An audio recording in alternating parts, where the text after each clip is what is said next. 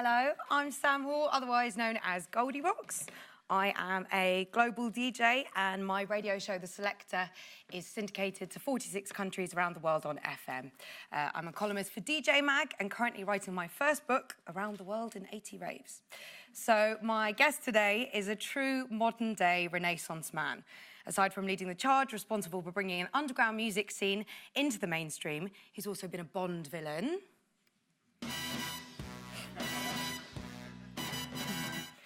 Angel in EastEnders. And in charge of a 100-person Philharmonic orchestra. Nope. Okay, that's fine.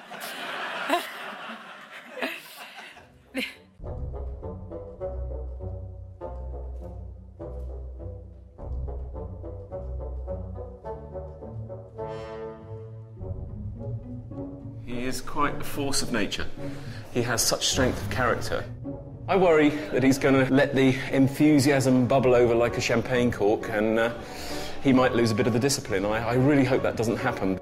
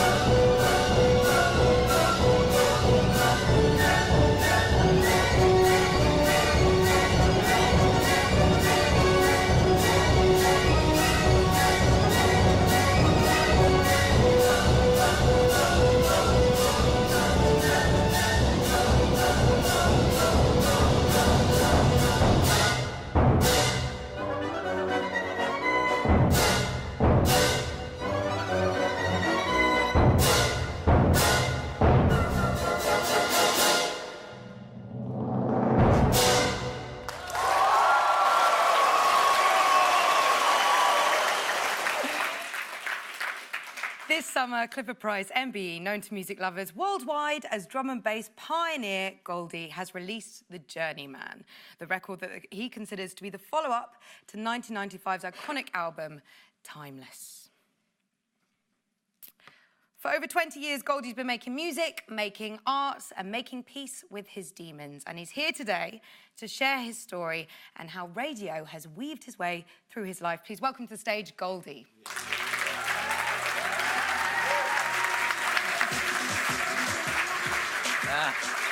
Hello.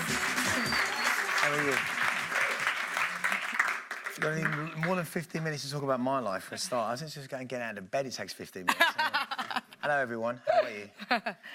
Right, so let's take I had no shoes on there, by the way. Oh, I walked had to out run to back conduct, and so I get didn't your have any shoes. No, actually, on that piece, the Hall of the Mountain Kings, I actually forgot my shoes.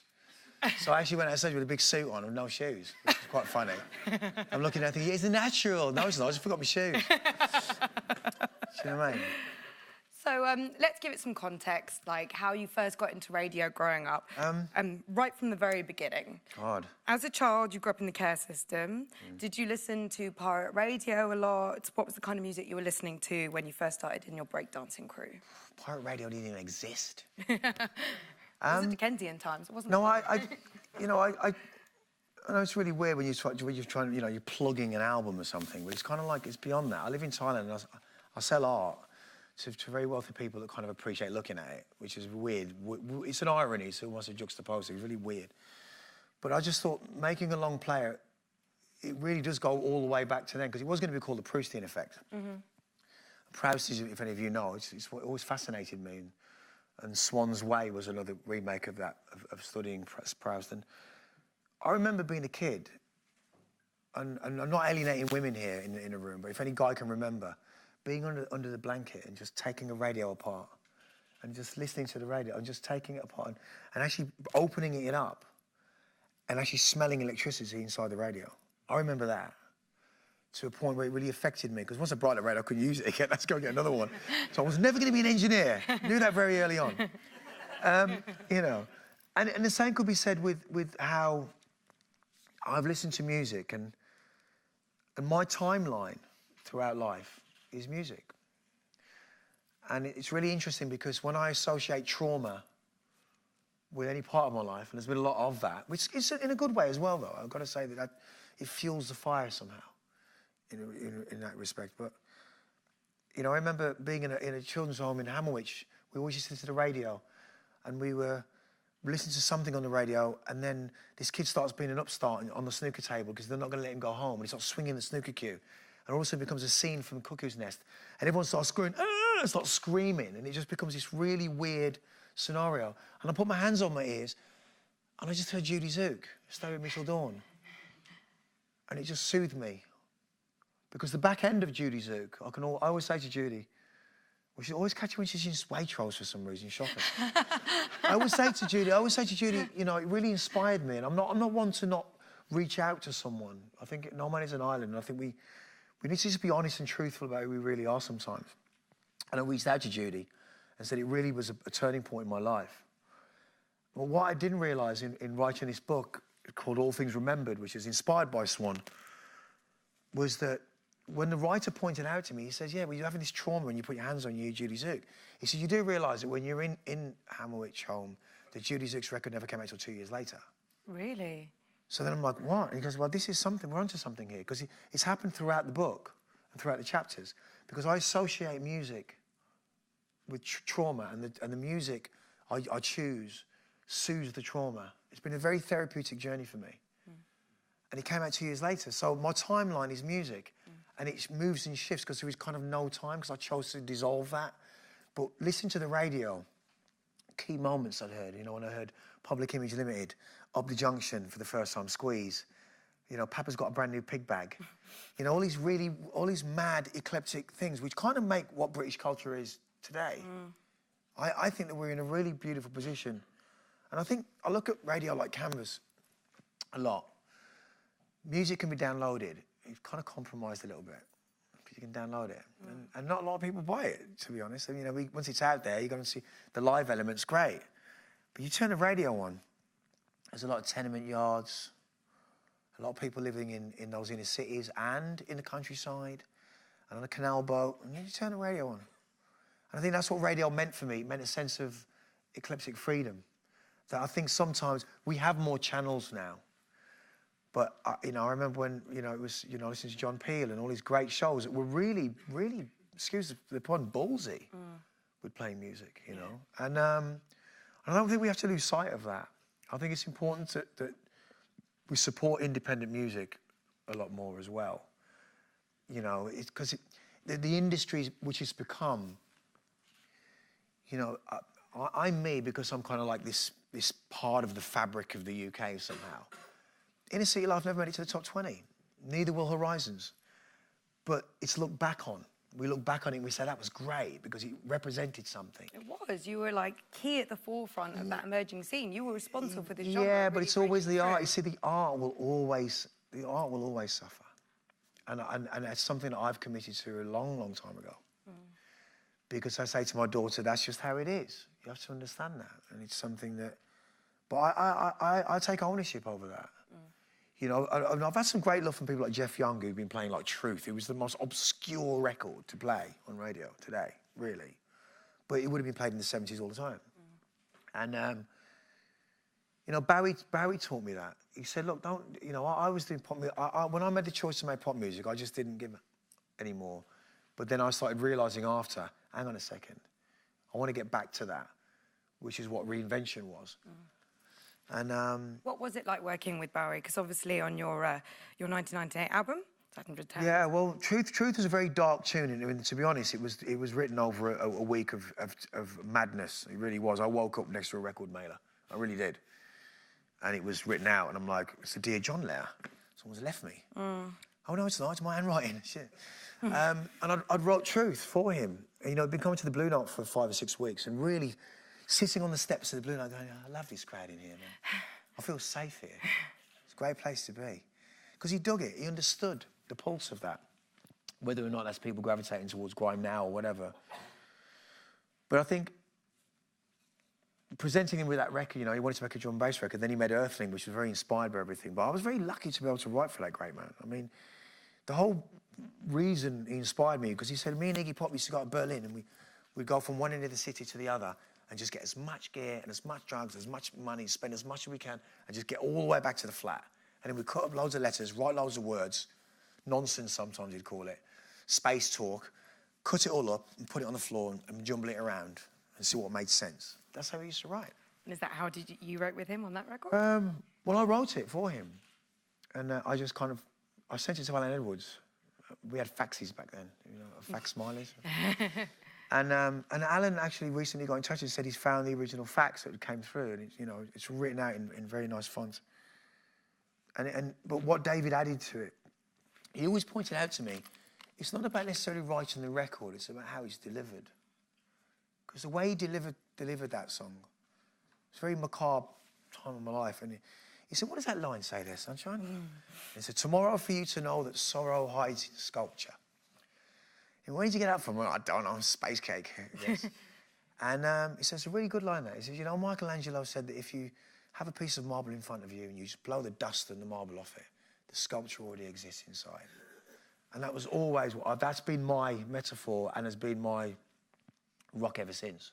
Is that how you approach writing music? That's how I approach it. I think it's already preordained in that sense. But going back to the point of radio, I think it's really, really important that, it's a hard job for you guys, radio, I think, because, we've got all these distractions and stuff, and how we can make radio more exciting and stuff. And I think just get back to the source of it. I mean, I think within radio, some of the great programs that I've done in a documentative way kind of makes you listen more as well. There's so much distraction, so much resonant distraction now. Some of the late night stuff. The show I did with Namone was a really, really lovely thing because you could be very honest with radio in a way that you can kind of hide behind the curtain almost a little bit. It's like a really close theatre. And you're good at the theatre. At the same time, it's a personal thing, but you're an entertainer and you're very charismatic and warm. I've always been the monkey on the barrel, I'm trying to turn this handle really quickly. But I do stuff like that because people go, well, if you can do that, why is you so honest about that? But why is you do Big Brother? Well, there's a method to madness as an artist. I was in a children's home with 42 kids who never knew who they were. And here's 12 celebrities pretending they don't know who they are. I'm going to really be the cat amongst the pigeons on that one. First in, first out. Can you dance? No, you can't. Shiny jazz hands. Yes. But while I'm doing this, I'm thinking, kid's going to go to school because I've got to sell this canvas, somewhere here. And this music's not going to sell. It's been compromised. But the canvas is something that you've got to try and sell while you're still alive. I think about art like that. I do a lot of work. I mean, I did an African show, Lost Tribes in Mayfair. I couldn't get one bit of press for it because it was a very touchy subject. I think being an artist, wearing your heart on your sleeve is a very difficult thing, but I think radio's a very difficult thing. I think it's a lost art that we need to find exciting ways and be a little bit more ballsy with what we do with it. Yeah. If we are going to be desert islandists, let's be desert islandists. Let's just, let's look what Peel and those guys laid down, and Annie Nightingale and all those guys do this amazing stuff. And I can still smell the radio, and I think it's important that as a medium, there's an honesty in it, really. There is an honesty in it that you can. We spoke backstage about radio still having a really key role in breaking genres and breaking scenes and as far as sort of new music curation.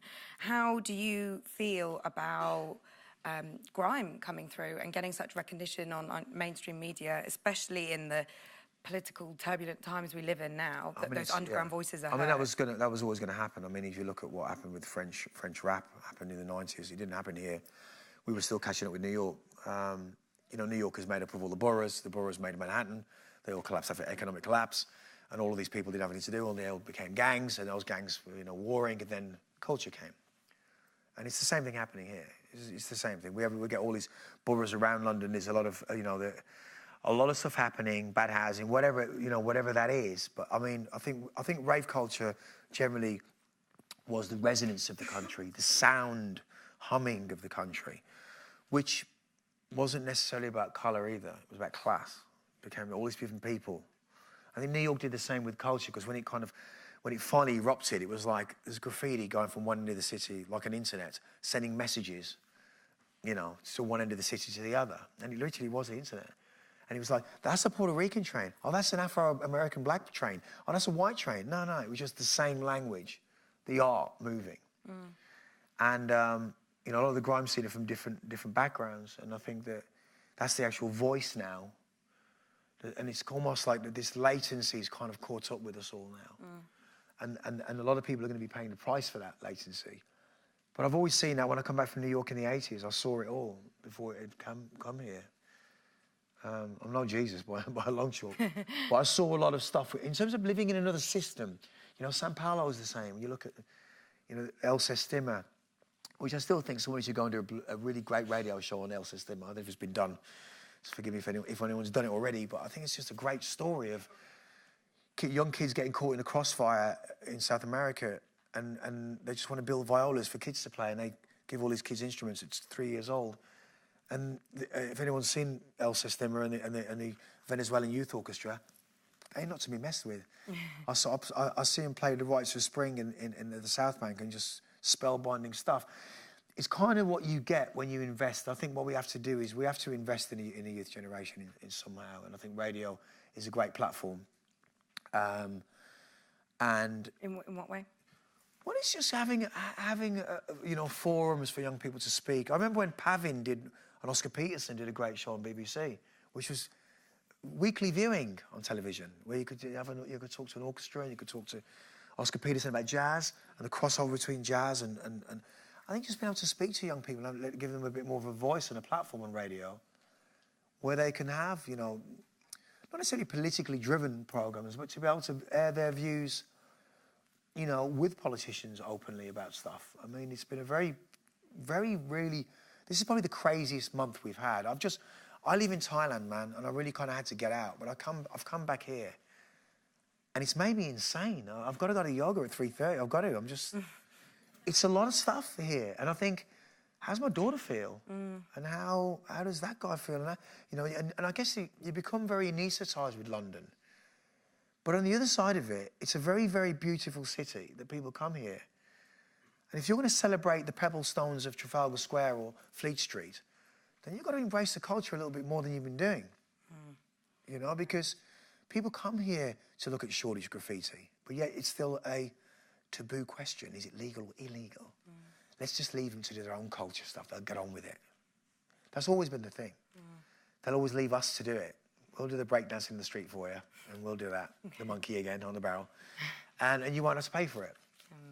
And I think that we need to embrace culture, because for people to lie and say they never saw this coming you're pretty much blind to it. And I don't think it's about that. But the point is, this is really about radio and about how we can reach certain areas and how people don't want to. I want to tune into that radio in different ways. And I think, you know, I want to see programs that talk about classical in depth, with, you know, about Borodin or about the life of certain, without necessarily being tucked away in the furthest point where I would never get to it. I think there's still, as much as we've got all these different channels, I still think there needs to be like an eclectic channel, if it's, you know, that's really, you know, I look at the Actors Studio as a great example of how many different people he interviews and how much he gets out of those people when he interviews them. It's really interesting. And I think it's nice to find out the workings of young artists, why they're like they are. You know, we know we've got stuff in a box, but why is the box made that way? You know, it's like the new generation of grime artists are here, and it's the voice of England. We're running out of time, so Oh, we've 2 got... seconds. My head's going to explode. Oh, goodness, I could hear you talk for hours. I couldn't. The ultimate question... The ultimate question, do you feel like a modern-day Renaissance man? No, and they keep asking me that. No, I don't feel... I think greatness is something... I look at Borodin, I look at, you know, I look at Miles Davis, they're great people. I mean, the greats. I think I still want to do great work. And I feel, and my wife says the same thing, I'm just insatiable. There's work to be done. I need a lot of And you're doing it. The Journeyman is a glorious, incredible, incredible album. I'm not trying to sell it, but it is a beautiful album in terms of, I haven't made it. I really got to remember this. I haven't. It's channeled. It really is. There's this beautiful universe, the muse that she is, just, you know, I've been clear, thank God, for a while now. And it's a beautiful piece of work, because it's the best work I'll ever do for now. And it's all of our stories fed into that. You know, what really taking chances and being truthful. And I always say this, and it's one thing I think I will stand by. And you know, an honest, a truthful idea will last in the honesty of time. Goldie, it's a pleasure to meet you. Thank you.